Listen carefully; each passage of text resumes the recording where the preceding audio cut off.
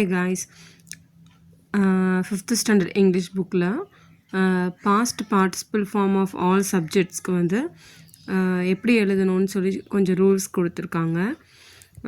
பார்த்தீங்கன்னா ஹேஸ்க்கு பார்த்தீங்கன்னா is used for he she and it, இது மூணுக்கு தான் நம்ம ஹேஸ் யூஸ் பண்ணணும். ஹேவ் எதுக்கெல்லாம் யூஸ் பண்ணலான்னு பார்த்தீங்கன்னா I have, you have, we have and they have. இப்போது choose the correct verb form to the following sentences. இப்போ நீங்களே பாருங்கள், ஐக்கு அப்போ என்ன வரணும்னா ஹேவ்லாம் பார்த்தீங்கன்னா ஐ யூ வி தே. அப்போது இங்கே ஹேவ் விசிட்டட் அப்படின்னு இருக்குது, ஹேஸ் விசிட்டட்னு இருக்குது. ஹேவ் விசிட்டட் தான் வரும். I have visited the Taj Mahal. Next பார்த்தீங்கன்னா வீக்கும் பார்த்தீங்கன்னா ஹேவ் தான் நம்ம யூஸ் பண்ணணும்.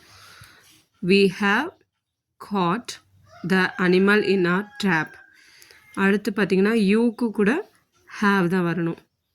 வெறும் ஹீ ஷீ இட்டுக்கு மட்டும்தான் ஹேஸ் யூஸ் பண்ணணும். ஐ யூ வி தே இதுக்கு பார்த்திங்கன்னா ஹேவ் தான் யூஸ் பண்ணணும். இப்போ யூ வந்திருக்கு, ஸோ தட் நம்ம வந்து ஹேவ் மேட் அதுதான் யூஸ் பண்ணணும். You have made a beautiful painting. They have தான் யூஸ் பண்ணணும். they have dressed in yellow color.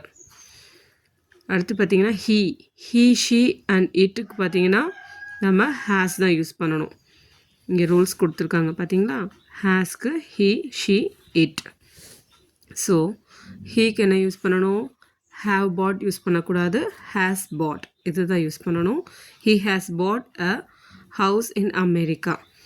ஷீக்கும் same தான், he she itக்கு has தான் யூஸ் பண்ணணும். she has returned her exam. and the last one itக்கு பார்த்தீங்கன்னா has தான் use பண்ணணும். it has left the bus stop. Thank you.